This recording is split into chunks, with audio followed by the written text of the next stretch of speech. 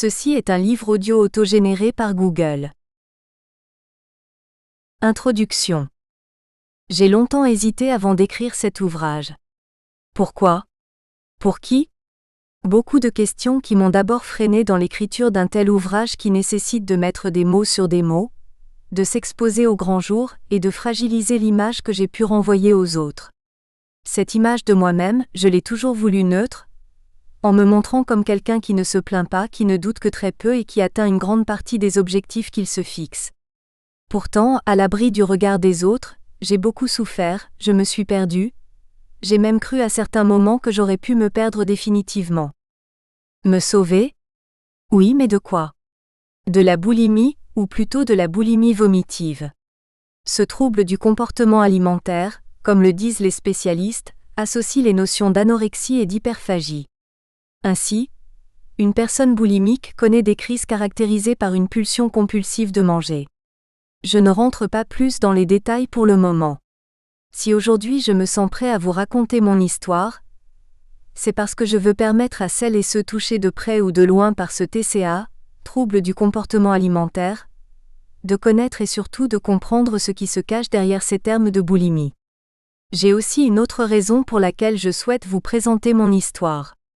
En fait, si un jour j'avais pu lire ou même échanger avec quelqu'un qui était passé par là, j'aurais peut-être plus facilement pu me sortir de cette mauvaise passe et de ces pulsions difficiles à maîtriser. Cette forme de TCA a généré des effets néfastes sur ma tête, sur mon corps, sur ma relation aux autres. Pourtant, cette addiction m'a aussi permis de voir que même lorsque j'avais l'impression de ne pas être capable de me sortir de cette mauvaise passe, de sortir des moments de galère, et il y en a eu beaucoup, eh bien, l'envie, la détermination de s'en sortir peut réellement être le meilleur médicament pour s'en sortir. C'est un traitement qui ne coûte pas très cher financièrement. En revanche, il est extrêmement épuisant physiquement et nerveusement. Alors j'imagine déjà les réponses de certaines personnes qui ne me connaissent pas et me diraient « Toi Yvan, tu fais du sport donc ça devait être plus simple pour t'en sortir. » Oui et non. De fait, le sport est peut-être l'un des facteurs qui m'ont fait plonger dans cette situation de merde pendant près de 3 années. Et oui, parce que le sport m'a aussi permis de me raccrocher à quelque chose et de me sentir mieux dans mon corps. Néanmoins, dans cette situation, il n'y a pas réellement de traitement qui soit bon ou mauvais. Au contraire, certains protocoles fonctionneront avec certains et seront inefficaces pour d'autres. Une situation d'autant plus complexe que lorsqu'on parle des TCA, les femmes sont les plus touchées par ces pathologies. J'ai souvent ressenti cette position d'intrus parmi les malades, dans les différents centres de soins et d'addictologie.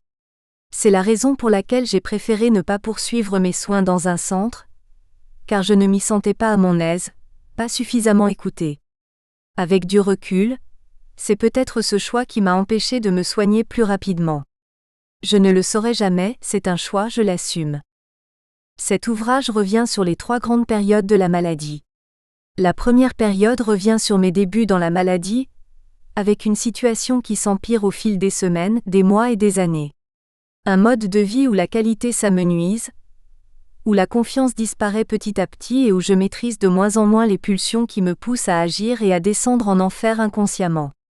Puis, la deuxième grande période de cette course contre la boulimie où cette fois-ci je touche le fond. Certainement la période la plus difficile de ma vie. Celle où j'ai peut-être été le plus proche de la mort, ou en tout cas de l'envie de disparaître de ce monde, pour apaiser les souffrances de mon corps et de ma tête. Enfin, la troisième et dernière grande partie de cette bataille reviendra sur la longue et difficile remontée pour sortir de cet engrenage et pour retrouver une vie normale, les méthodes, les outils et moyens mis en œuvre pour retrouver un mode de vie plus naturel. Réussir à émerger de ce cercle vicieux m'a permis de poursuivre ma vie sans subir trop de conséquences, si ce n'est celle de revenir encore plus fort et de découvrir de nouvelles forces intérieures inespérées. Le retour sur les grands moments de cette période de ma vie n'a pas pour objectif de générer de la pitié ou de la tristesse chez les personnes qui auront l'occasion de me lire. Je ne veux pas être lu comme une victime, mais bel et bien comme quelqu'un de normal avec ses hauts et avec ses bas comme vous, comme lui, comme elle. Surtout, en vous racontant mon histoire et en partageant l'expérience d'autres sportifs touchés par les TCA, Je veux permettre à celles et ceux qui se trouvent actuellement en grande difficulté, pour ne pas dire au fond du trou, de se dire qu'il y a un espoir et que l'on peut, en le voulant et en se battant avec méthode et énergie, s'en sortir et devenir encore plus forts. Alors, si mon histoire ne vaut pas le coup d'être vécue, je suis certain qu'elle vaut le coup d'être lue pour comprendre ce qui se cache dans l'ombre d'un sportif touché par la boulimie vomitive. Cela est d'ailleurs une sensation spéciale d'exprimer cette maladie de la sorte, sans les psys, sans le regard des autres et sans filtre. Puisque jusqu'ici je n'en ai parlé qu'à 2 personnes de mon cercle proche, ma mère et mon frère.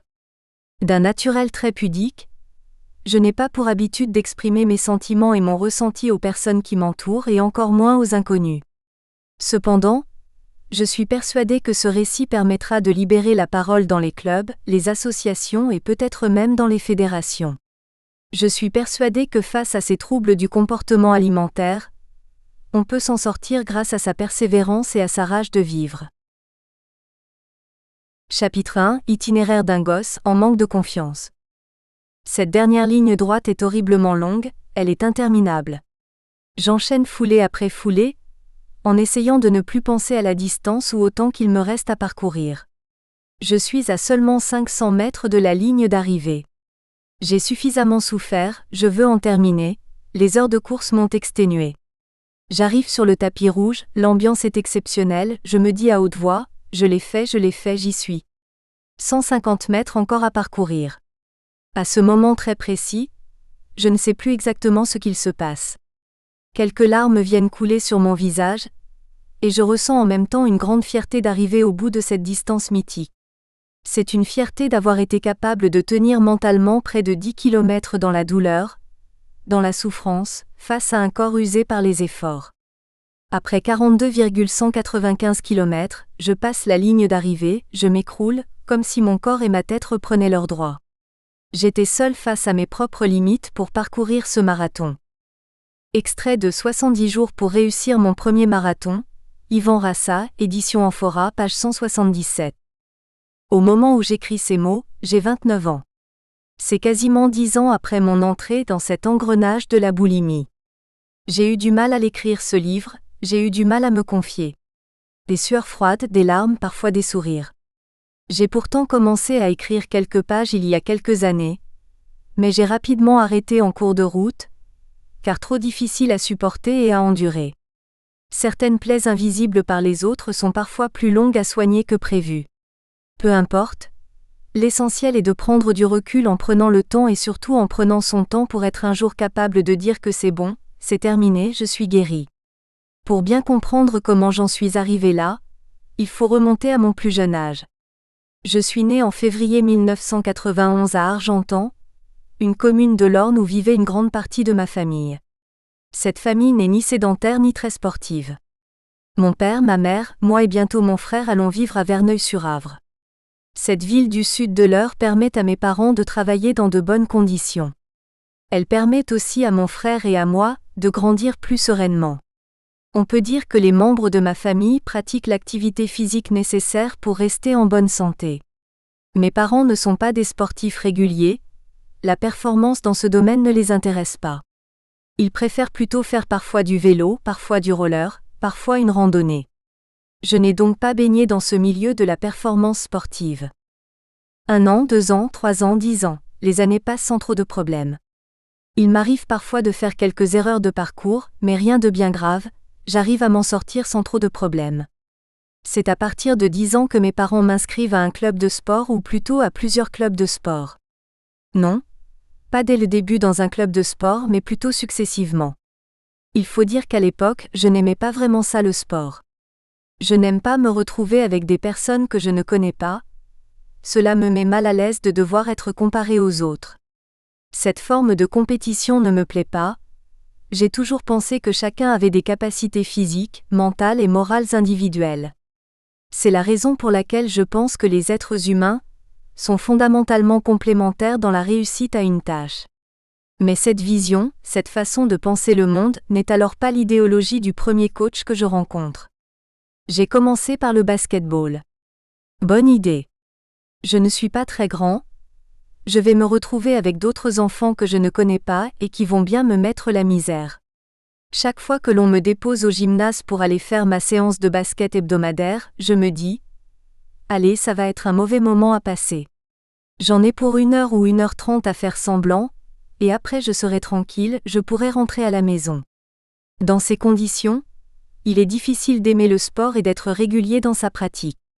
Néanmoins, je n'en veux absolument pas à mes parents qui ont fait de leur mieux pour que je me dépense, que je crée du lien social avec d'autres jeunes et que je ne m'enferme pas dans une forme de solitude.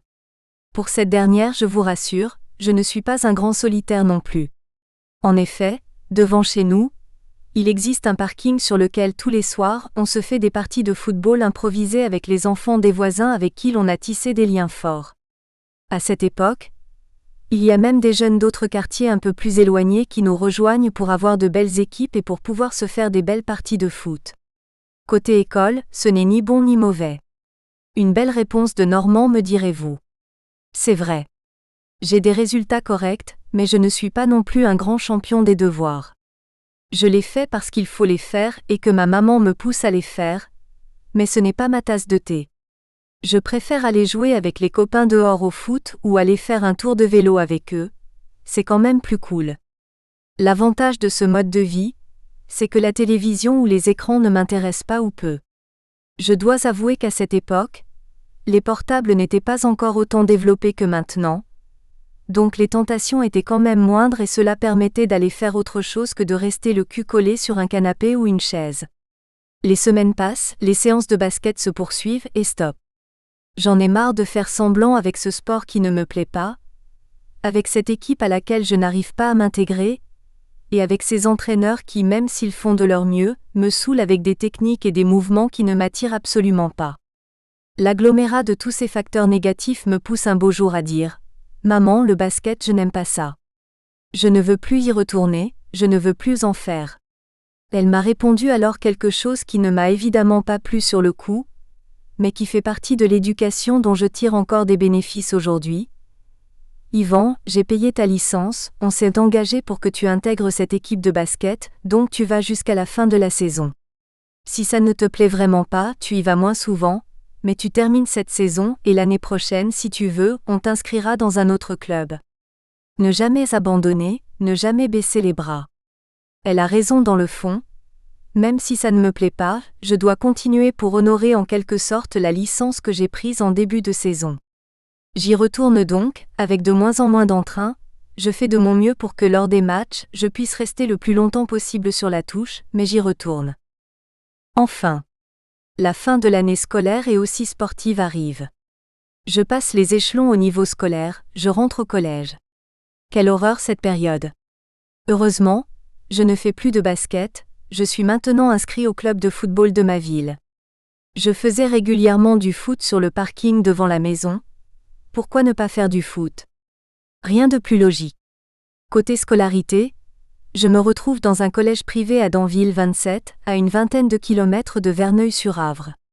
Mes parents pensent que dans le privé, on apprend mieux et que les élèves sont mieux suivis. Ce qui est sûr, c'est que cette rentrée va être difficile puisque je me retrouve dans la même situation que dans le club de basket l'année dernière. Je ne connais personne, je perds quasiment tous mes amis de la primaire qui pour la plupart sont restés à Verneuil. Je dois me reconstruire un tissu social suffisant pour faire que les mauvais moments passent plus facilement. C'est difficile, très difficile.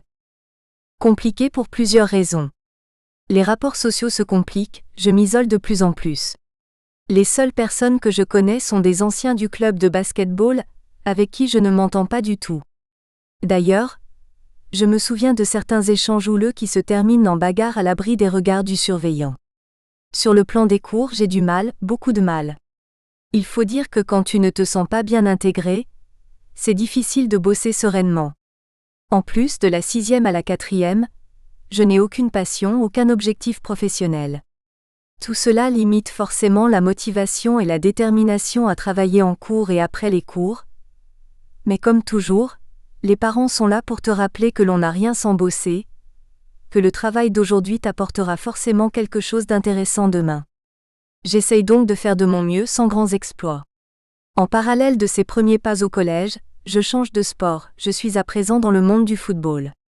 Là aussi, l'intégration est difficile, mais j'ai des connaissances que je retrouve. Ces potes ne viennent ni du basket, ni de l'école primaire, ni du quartier dans lequel je grandis et encore moins du collège. Non.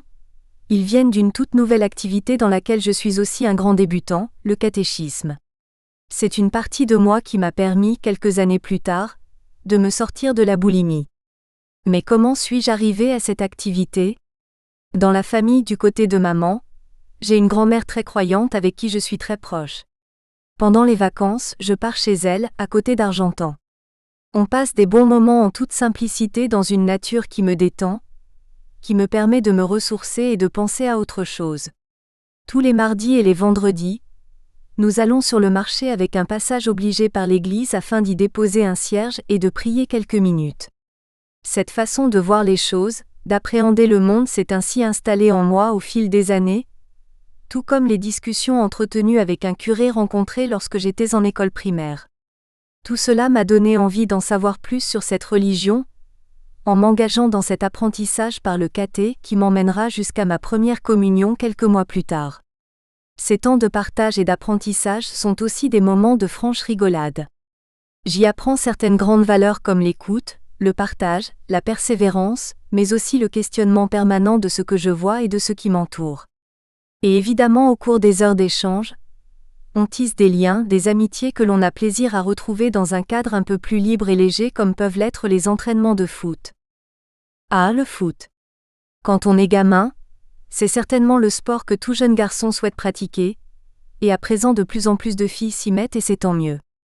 Toutes les communes, même les plus petites, possèdent un terrain de foot, voire un club de football. Et puis, on est alors à la saison 2001-2002, c'est-à-dire après la Coupe du Monde 1998 et l'Euro 2000, où les Français de Zidane se sont chaque fois imposés. Mais moi, je n'ai jamais été fada de foot, je ne connais que quelques joueurs, rien d'extraordinaire. Je ne m'inscris pas dans cette euphorie des victoires françaises. Au contraire, je n'en ai alors strictement rien à faire. L'objectif est simplement de se faire plaisir, de jouer avec les copains et éventuellement de faire autre chose que mes leçons. D'ailleurs, ce n'est pas la bonne technique, car les leçons devaient être faites en rentrant. Toujours travailler dur pour réussir ce que j'ai du mal à faire. Parfois je me demande si je ne suis pas feignant, des questions que je me pose régulièrement le soir jusque tard dans mon lit. Sur les aspects plus techniques, mes premiers jours et mes premières semaines dans le club sont difficiles, c'est normal lorsqu'on commence. Là aussi j'ai du mal à m'intégrer, à me fondre dans la masse, à être à l'écoute du coach. Et petit, place-toi là. Petit, reviens en défense. Petit, attention, tu es hors jeu. Dans ma tête c'est un formidable méli-mélo qui s'installe alors. Putain, je ne comprends rien. Ils me saoulent avec toutes leurs règles, tout leur soi-disant savoir, c'est du sport ou l'école ici. Heureusement, je connais des joueurs qui sont avec moi au catéchisme et c'est vraiment un plus pour s'accrocher et continuer à s'entraîner sans se plaindre.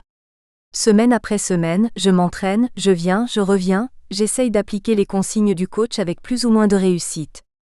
Je reviens même en dehors des créneaux d'entraînement, pour essayer de progresser sur des points où je me sens un peu en difficulté. En plus, ces entraînements que je m'inflige me permettent de penser à autre chose qu'à l'école puisque ça ne se passe vraiment pas bien.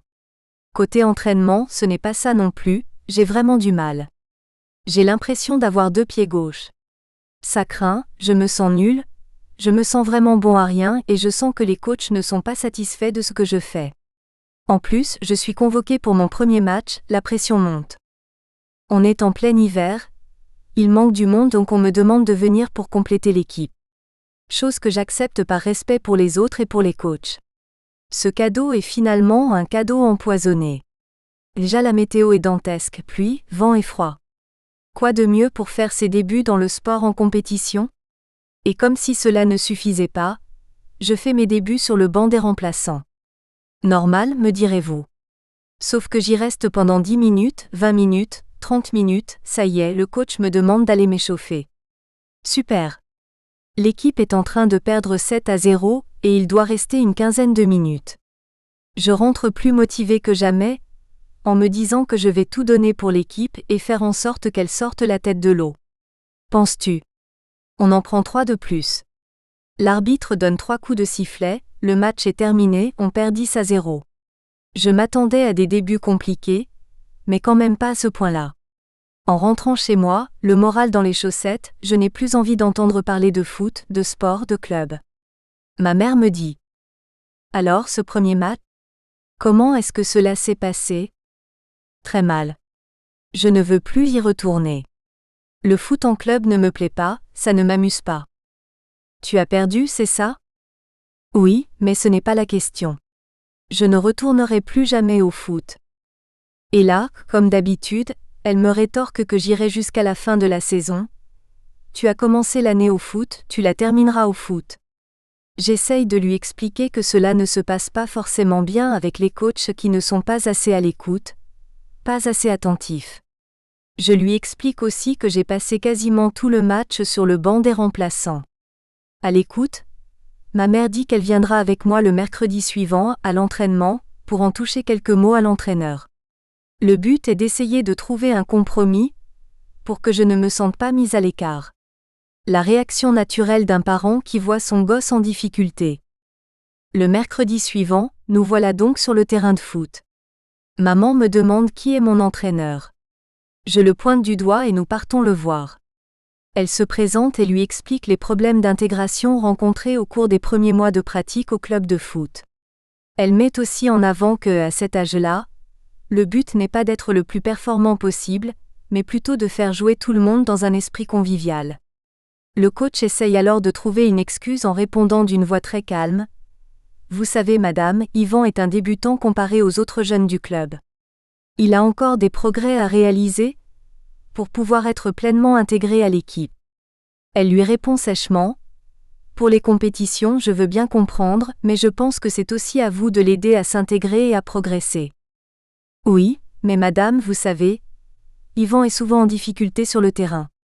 C'est un jeune un peu lourd, bien portant, il faudrait peut-être y remédier. Ces mots me font l'effet d'un coup de poignard. J'ai à peine 11 ans et j'entends de vive voix ce que l'on dit de moi, que je suis un petit gros qui n'avance pas sur le terrain. Quand j'entends ce que dit l'entraîneur à ma mère qui est juste à côté de moi, je me sens mal, j'ai honte. Je me fais le plus petit possible pour qu'on ne me voie plus. Le regard fixé au sol, ma confiance en a pris un sacré coup. Si je suis mauvaise au foot, c'est parce que je suis trop gros, trop lourd. Face à ces mots difficiles à encaisser, ma mère répond à cet entraîneur. Ma tête a cessé de les écouter. Comme un boxeur qui vient de se prendre un uppercut, je suis KO debout. Quelques minutes plus tard, me voilà sur le terrain, je n'ai pas envie de faire d'efforts. Je ne veux plus faire d'efforts. Ce coach est un con. Je ne sais même pas si l'on peut appeler ça un coach. Normalement, il est censé m'encourager, me supporter, m'entraîner vers le haut, non? Là, il ne fait que de me descendre, de me démotiver, de me tirer vers le bas. Et puis, pourquoi se battre, pourquoi se dépouiller pour un mec qui se fout de toi? Les prochaines semaines seront source de questionnements, d'interrogations et de démotivation. Le mois de juin arrive, je passe tout juste en 5e. Les notes ne sont pas exceptionnelles, mais ça passe et c'est bien l'essentiel. Côté sport, j'ai continué le foot et plus encore le foot avec les copains, en dehors du club et de son ambiance peu motivante. À l'approche de la rentrée suivante, je décide de continuer le foot. La décision n'est pas simple. J'hésite beaucoup à quitter ce club, ce sport où je m'attendais à trouver une équipe et les liens sociaux qui vont avec, mais je me retrouve avec un club, avec des coachs qui te brisent la confiance. Oui, mais pour faire quoi? Pour aller où? Aucun autre sport ne me plaît plus que le foot, donc je vais reprendre une licence. En passant chez le médecin pour faire le traditionnel certificat médical, je passe sur la balance. J'attends avec impatience de savoir ce que pense le médecin de mon poids, alors que je suis encore touchée par ce que le coach du club a dit à ma mère. Allez, monte sur la balance, mon petit. Alors? Lui dis-je en montant sur la balance. 41 kg. C'est parfait ça, me répond-il avec un léger sourire au visage. Vous ne pouvez pas imaginer à quel point ces quelques mots me remontent le moral et me rassurent. C'est bon? Je ne suis pas un petit gros? Je vais pouvoir retourner au foot en retrouvant une confiance un peu plus importante, et me remettre au travail pour tenter de progresser sur les nombreuses lacunes dont je suis conscient. Septembre arrive, l'été s'est bien passé malgré le fait qu'il fallait chaque jour travailler pour être meilleur à l'école. Quelle plaie, ce travail scolaire pendant les vacances. On me dit que c'est pour progresser et être meilleur plus tard. Je le fais parce qu'il faut le faire, mais qu'est-ce que ça m'emmerde. Allez, retour au foot. J'apprends que j'ai changé de catégorie et que j'ai changé d'entraîneur. Quelle bonne nouvelle. Le bénévole laisse place à un autre coach qui, lui, est un professeur d'EPS. Je le voyais entraîner les plus grands l'année dernière. Il est beaucoup moins expressif, mais il est surtout moins copain-copain avec les joueurs. Je sens que c'est beaucoup plus pro avec lui, et que je vais pouvoir progresser plus sereinement sans avoir l'impression d'être jugé sans arrêt sur mon physique. Et c'est le cas. Les séances d'entraînement passent, les semaines défilent et je me sens bien dans le club et dans le groupe. Cet entraîneur sait nous mettre en confiance, il nous rassure lorsqu'on manque de confiance, il nous rappelle à l'ordre lorsqu'on a tendance à s'enflammer. Il fait le job, lui. Au cours de cette seconde année de football, je commence aussi à intégrer de plus en plus souvent l'équipe pour jouer les matchs le week-end. Pas simplement en restant sur le banc, mais en augmentant mon temps de jeu. Certes, au début je joue une vingtaine de minutes. Puis, le temps de jeu augmente. La confiance revient de plus en plus, ça fait du bien au moral, ça fait du bien à l'ego et tant mieux parce que j'ai morflé la saison dernière. Et puis, je morfle toujours bien du côté du collège. J'ai du mal à m'intégrer, je ne prends aucun plaisir en allant chaque jour en cours. Et puis chaque matin avant de prendre le bus, j'ai cette boule au ventre qui m'accompagne, les mains moites et cette phrase qui me suit sans arrêt dans un coin de ma tête. La journée va être longue, j'ai hâte d'être à ce soir. Au foot, je me sens bien. Je commence à créer de belles et grandes complicités avec les copains de la catéchèse, mais aussi avec d'autres joueurs de mon équipe. Ça fait du bien de se sentir intégré à un groupe. D'autant plus que c'est un groupe qui évolue bien, avec des gamins qui ont un bon fond. De toute manière, j'ai un caractère un peu sauvage. Les personnes que je ne sens pas, je reste le plus loin possible d'eux. Cela me permet d'éviter les embrouilles et de rester le plus serein possible dans ma tête et dans mon corps. Retour au foot. Un jour, le coach nous demande de faire nous-mêmes les équipes en nommant 2 responsables d'équipe qui choisissent chacun leur tour les membres de leur équipe. Pas de chance, je n'ai pas spécialement d'affinité avec ces 2 capitaines. Je me retrouve donc le dernier choisi du groupe. Ce n'est pas la situation la plus agréable d'ailleurs. J'ai donc rejoint l'équipe des Chasubles Orange. Les membres de cette équipe ne sont pas ceux que je préfère le plus. Je n'y pense pas, on est là pour jouer au foot, je vais donc faire de mon mieux pour aider l'équipe. Les minutes passent sous les yeux et les consignes de l'entraîneur qui joue le rôle d'arbitre de ce match. Les sensations sont bonnes, même si je sais pertinemment que je ne suis pas au niveau des autres joueurs de l'équipe qui ont commencé le foot il y a 5 voire 6 ans. Je donne le meilleur de moi, mais cela ne suffit pas. J'ai toujours un léger temps de retard. Je n'arrive pas à suivre le rythme de cette partie. Néanmoins, je garde la tête haute et je me dépouille comme un mort de faim à chaque ballon que l'on me transmet. À de nombreuses reprises, il m'arrive de perdre la balle lors de duels avec les joueurs de l'équipe adverse et à un moment, un joueur de mon équipe vient me voir pour me dire « T'en as pas marre de perdre sans arrêt le ballon ? On va perdre à cause de toi. Bouge-toi, sale gros. » C'est connu, les gosses ne se font pas de cadeaux. Lui, il ne m'en a pas fait. Heureusement, le coach très attentif à ce qui se passait a rapidement coupé court à cette discussion et nous a tous réunis pour revenir sur cet échange pas très agréable en disant « Ici, on fait du foot. » Le foot, c'est quoi ? C'est un sport collectif. Qu'est-ce qu'un sport collectif ? C'est un sport où chaque joueur se bat pour son partenaire afin de gagner un match ensemble. Je ne veux pas voir une seule insulte entre vous sur ce terrain. Si vous n'êtes pas capable de suivre cette consigne, la porte est là-bas, je ne vous retiens pas. Ces mots me rassurent et me réconfortent. Néanmoins, ce gars revient à la charge après dans les vestiaires.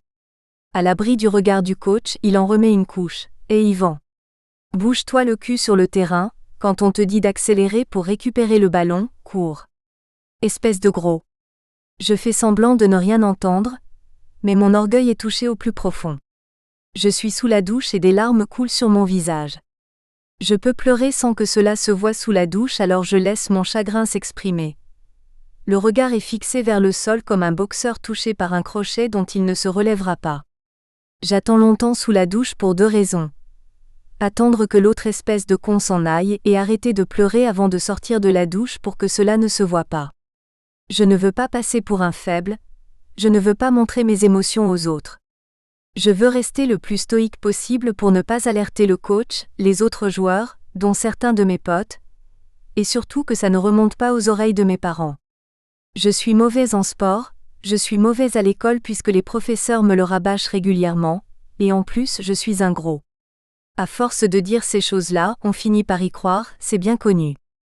J'ai 12 ans et mentalement c'est une période difficile à vivre et à encaisser. Au cours de cette période, j'ai cependant plusieurs chances dans mon malheur, mes copains et ma famille. Le plus important lorsque les éléments sont déchaînés, c'est d'avoir des points d'appui fixes pour ne pas tomber beaucoup plus bas. Cela a été mon cas avec les amis avec qui il est plus simple de se confier sur les problèmes personnels. Même si je ne leur ai jamais trop montré mes émotions, il nous arrivait de revenir sur ces moments plus difficiles du foot par exemple. Des moments d'échange et de partage qui font du bien à la tête, qui font du bien au moral, et qui permettent de se relever même lorsque les temps sont difficiles.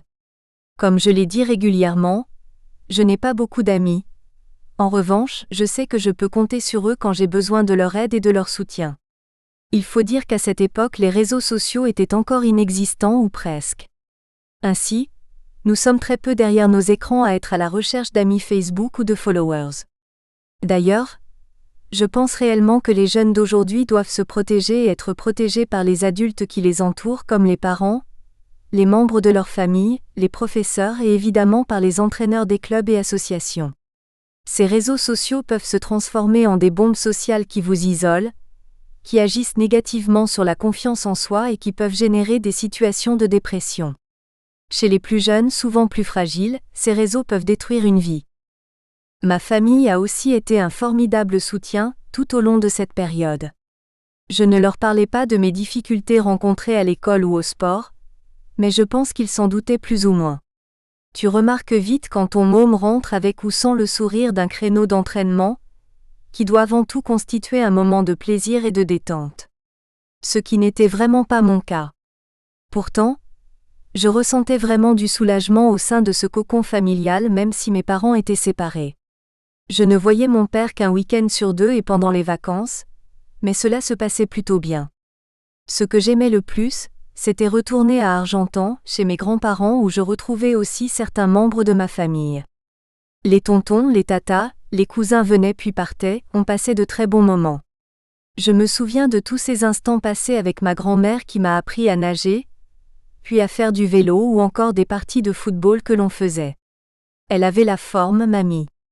Avec mon père, nous allions sur la côte normande, à Bernières-sur-Mer dans le Calvados, chez mes grands-parents paternels que je voyais moins régulièrement, mais j'aimais y aller. La maison y était grande, le jardin énorme et la proximité avec la mer permettaient aussi de complètement changer d'air et de retrouver le moral. Ah, et j'oubliais la console de jeu. C'était le seul endroit où nous en avions une.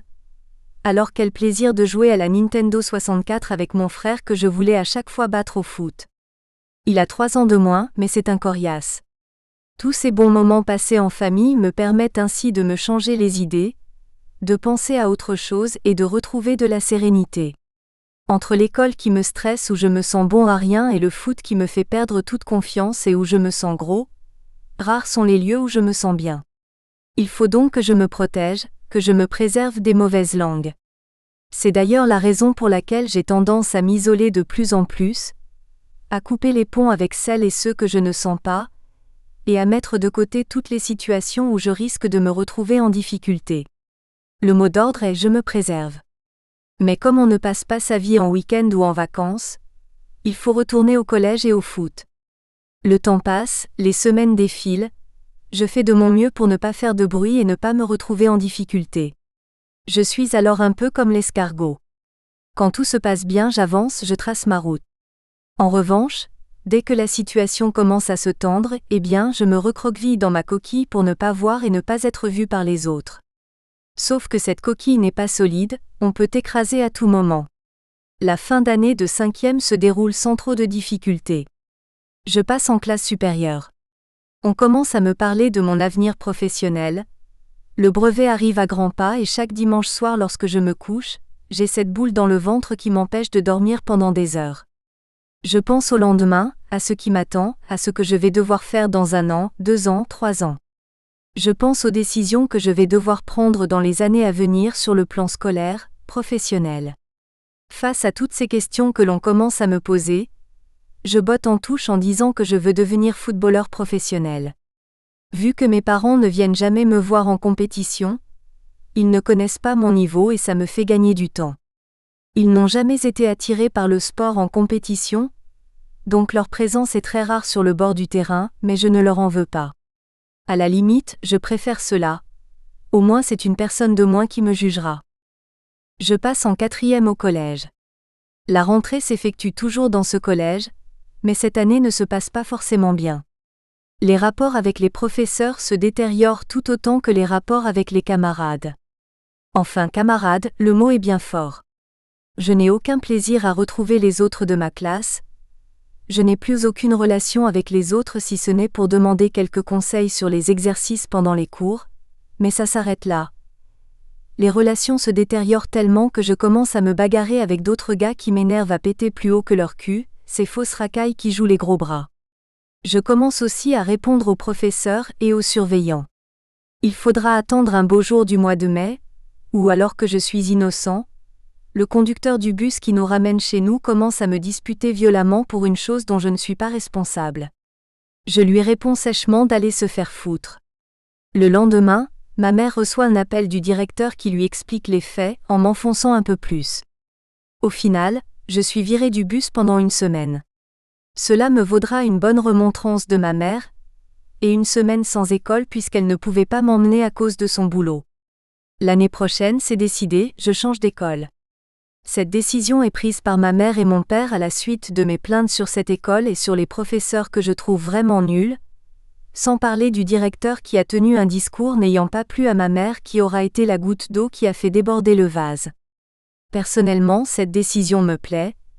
Je vais pouvoir prendre un nouveau départ et surtout, je vais pouvoir repartir sur des nouvelles bases même s'il va falloir s'intégrer à une nouvelle école, un nouveau collège que je ne connais absolument pas. Lors de cette année de 4e, je continue le foot. Je reste dans le même groupe d'entraînement avec le même coach. Mais ce qui me fait plaisir, c'est que l'autre con qui m'a dit que j'étais gros qui a 1 an de plus que moi passe dans le groupe des plus grands, donc je vais être vraiment tranquille.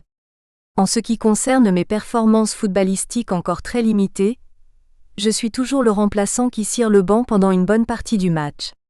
Pendant les entraînements, je viens au stade sans réellement savoir si je prends du plaisir ou si je m'emmerde.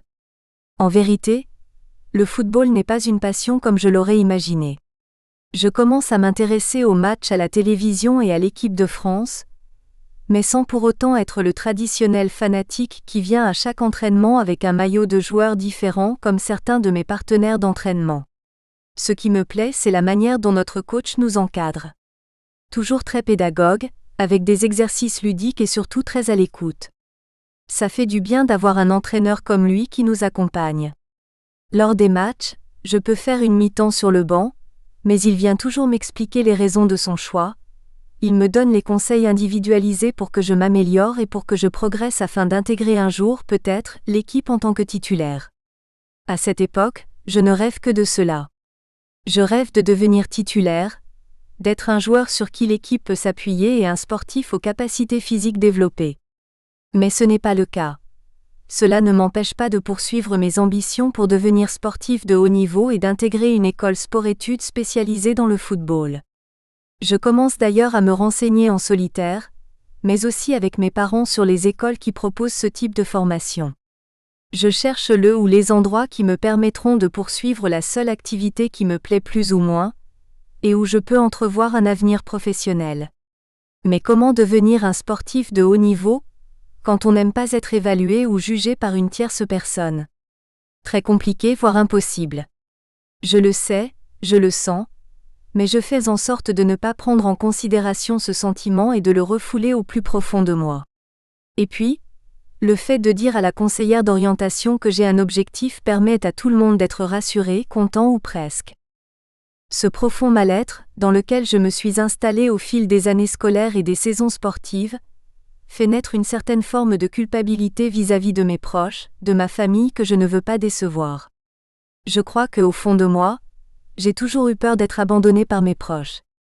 Je me dois donc de rester le plus solide possible, de montrer le moins de sentiments possible parce que pleurer c'est montrer une faiblesse, parce que se plaindre c'est montrer une forme d'incapacité et parce que ne pas sourire c'est montrer que l'on est malheureux. Pour y faire face, je m'oblige donc à ne rien montrer des émotions que je ressens, je m'oblige à garder le sourire tant bien que mal et à rassurer autant que je peux les proches qui me posent des questions. Pour le reste, j'ai du mal à rester calme, à être patient et à supporter les situations d'inégalité. Pour faire face à ces situations, pour apaiser ces souffrances intérieures et pour mieux supporter cette période difficile, je suis de plus en plus solitaire. Je préfère m'écarter des autres pour ne pas les décevoir, car j'ai de plus en plus de mal à cacher ces moments où il est de plus en plus difficile de cacher ma faiblesse, de rendre invisibles mes faiblesses pour ne pas décevoir les autres qui m'entourent. J'ai l'impression d'être de plus en plus en difficulté à force que le temps passe, car je n'ai pas réellement d'avenir professionnel de tracer. Cette solitude s'accompagne par une autre pratique qui se fait de plus en plus régulière. Je mange à toute heure, je mange de plus en plus, je mange pour oublier et peut-être même pour me sentir mieux. La nourriture ou plutôt la malbouffe devient ma drogue pour apaiser les maux dont je souffre. Chapitre 2, la malbouffe, mon meilleur ennemi. Pourquoi est-ce que je parle de bouffe ou de malbouffe, plutôt que de nourriture ? Tout simplement parce que j'ai trop de respect pour la bonne nourriture. Celle que nos parents ou grands-parents nous proposaient à chaque repas. C'est aussi un moyen de montrer qu'à cette période, déjà, ces aliments qui servent à se nourrir sont pour ma part, des éléments me permettant de me remplir, de penser à autre chose et surtout de me sentir mieux le temps d'un instant. Au départ, je ne me rends absolument pas compte de ces pulsions et de leur existence qui progressent en moi. J'aime bien manger, je suis gourmand mais rien de plus. Les sucreries commencent à me faire les yeux doux assez jeune même si à la maison, les parents ne m'ont jamais habitué à manger gras, salé ou sucré. Je préfère le préciser, à l'âge de 13 ans, le rapport poids-taille se situe dans la norme, donc je ne suis ni trop maigre ni trop gros. J'ai simplement des bonnes joues, je n'ai pas la peau sur les os avec les hanches légèrement rembourrées, mais je reste dans la norme. C'est à cette période où des changements vont apparaître sur le plan physique, psychologique et mental puisque la 4e va être haute en couleur, du collège au foot en passant par ce qui se passe à la maison, sans parler de l'adolescence et des changements hormonaux qui apparaissent. La scolarité est difficile. Le stress ne cesse de progresser de semaine en semaine. Entre le brevet des collèges, l'orientation après le collège et les bulletins scolaires qui ne sont pas très agréables à regarder et à lire, il est difficile de rester mobilisé. Je me souviens encore de ces journées de collège qui mettaient à rude épreuve mon organisme. Le matin, le réveil sonnait aux alentours de 6h45 pour aller prendre le bus jusqu'à Danville. Dans le bus, je reste très généralement seul. Si je me retrouve assis à côté d'un autre, c'est parce qu'il n'y avait plus d'autre place. Je reste assis sans parler, la musique dans les oreilles et le regard vide qui fixe l'horizon avec cette voix dans ma tête qui me dit « Qu'est-ce que tu fous là ?» Je sais d'ores et déjà que la journée va être longue, que les cours ne vont pas ou peu m'intéresser, et que j'ai peur de la réaction des professeurs et des autres élèves au sujet de mon niveau et de mes capacités intellectuelles. De fait, je suis terrorisée à l'idée d'être jugée par autrui. Je ne veux pas savoir ce que pensent les autres de moi. Je ne veux pas non plus me mélanger avec des groupes d'élèves. J'ai déjà essayé. À plusieurs reprises d'ailleurs. Mais je m'emmerde profondément. Leurs discussions, leur centre d'intérêt ne m'intéresse absolument pas, donc plutôt que de m'ennuyer et de faire semblant de les écouter et de rire à leurs blagues nulles, je préfère rester solo dans la cour de récré. Pendant ces temps de pause, le stress est aussi présent, j'ai peur du prochain cours. En français, en anglais ou en histoire-géo, je ne suis pas à l'aise, je ne suis pas bien. Quand un professeur commence à poser des questions, je me fais le plus petit possible. Si je peux me cacher sous la table en faisant semblant d'aller chercher quelque chose dans mon cartable, alors je le fais. Mais cette technique ne peut pas être réalisée trop de fois sous peine de se faire choper. Et là, le professeur ne te fait pas de cadeau. La journée passe comme les professeurs qui défilent dans la salle. Le seul moment un peu plus cool, c'est le cours d'EPS où j'ai quelques capacités, minimes. Mais surtout, la prof de sport n'est pas très attentive à qui passe et qui ne passe pas sur les différents ateliers. En fonction de l'activité physique et sportive pratiquée, je réagis de façon différente. Sur des ateliers où l'on peut observer l'échec comme le saut en hauteur, si je rate, la barre tombe, ou en gymnastique, j'évite au maximum de passer lorsque la prof regarde et je passe pour m'entraîner lorsqu'elle est partie et que peu d'élèves sont là à me regarder. En revanche, sur les sports où le jugement se fait plus difficile comme la course à pied, où je peux rester au cœur du peloton, ou en football que je maîtrise mieux que les non-pratiquants, cela ne me dérange pas de le faire avec un stress inexistant. C'est d'ailleurs très plaisant, mais malheureusement trop rare. Puis, la journée se termine doucement mais sûrement. La boule au ventre disparaît lors de la dernière sonnerie qui annonce la fin de la journée et le retour vers les bus qui nous ramèneront à la maison. Cependant, le calme est de courte durée puisque très rapidement, j'ai cette boule au ventre qui revient une fois que je suis installé dans le bus pour différentes raisons. Tout d'abord, je pense déjà à la journée suivante qui m'attend et aux cours que je vais devoir subir. Si l'on est vendredi, cette anxiété est moins importante s'il n'y a pas de cours le samedi. Je repense aussi à la journée qui s'est déroulée, et plus particulièrement aux moments les moins heureux, aux temps les plus difficiles à vivre avec des échecs rencontrés. Ce stress disparaît en descendant du bus où je rentre chez moi dans une situation différente des années précédentes puisque nous avons quitté la nourrice qui nous gardait, mon frère et moi. Maman estime que nous sommes suffisamment grands pour rentrer le soir chez nous, et pour être autonomes le temps qu'elle rentre du travail. Papa est parti du côté de Lyon, donc nous restons à présent à Verneuil. Elle a raison d'avoir arrêté la nourrice. C'est important de devenir autonome et nous sommes prêts à cela même si mon frère a 3 ans de moins, je peux m'en occuper sans problème. Cela nous responsabilise et puis rentrer chez soi, où il n'y a personne, retrouver cette solitude que j'aime tant fait aussi beaucoup de bien. Maman travaille dans un centre pour personnes handicapées donc elle rentre souvent tard le soir. Le temps pour nous de rentrer, de goûter, de se poser un peu devant la télévision en hiver ou d'aller faire un peu de foot avec les copains sur le parking en été, de faire les devoirs, de prendre une douche et il est 20h15, l'heure à laquelle elle rentre. Parfois plus tôt, parfois plus tard, mais on sait à chaque fois à quelle heure elle sera de retour à la maison. Les jours que j'aime le plus ? Ceux où il n'y a pas d'entraînement, c'est bizarre, hein ? Eh bien oui, le lundi, mercredi et vendredi je n'ai pas d'entraînement, donc je n'ai pas de stress après le stress de la journée de cours. Je dois vous avouer que j'ai quand même une préférence pour le vendredi, car une semaine sur 2, je n'ai pas cours le samedi, donc c'est une semaine de terminer et donc une semaine de gagner avant les prochaines vacances. Quand je vous disais que je n'aime vraiment pas l'école. À propos du stress, je ne vous ai pas raconté comment cela se traduit.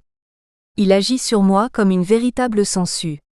Même quand il n'y a pas de raison qu'il soit là, j'y pense ou en tout cas je pense à la prochaine situation qui pourrait me mettre en danger. Évidemment, lorsque je parle de danger, je ne parle pas d'un danger pour ma vie, mais plutôt d'un danger pour ma confiance, pour mon bien-être mental et pour mon estime de soi. Je ne pourrais pas dire si c'est aussi un risque pour mon ego, car à cette période il n'est pas très développé. Au contraire. D'ailleurs, il m'arrive régulièrement de passer de très mauvaises nuits, car je pense à tout ce que j'ai à faire le lendemain et surtout aux rendez-vous importants comme par exemple, un cours avec un professeur qui me met mal à l'aise ou encore l'entraînement du soir qui peut me stresser. Je passe donc des dizaines de minutes et même plusieurs heures à penser, à réfléchir et à anticiper au maximum en mettant tout un tas de stratégies pour me réconforter. J'ai cette petite voix dans ma tête qui me guide. Bon, demain à 10h j'ai un cours d'1h30 d'anglais. La dernière fois, ça ne s'est pas bien passé à cause du vocabulaire qu'il me manque. Il va falloir faire en sorte de trouver une technique pour éviter de me retrouver dans le collimateur de la prof. Si elle me dit ça, je réponds ça, mais si elle me le dit comme ça, je dois réagir comme ça. Et ça tourne dans ma tête comme un hamster tourne dans sa petite... Nous espérons que vous avez apprécié cet aperçu. Pour continuer à écouter ce livre audio sur Google Play Livres, utilisez le lien dans la description de la vidéo.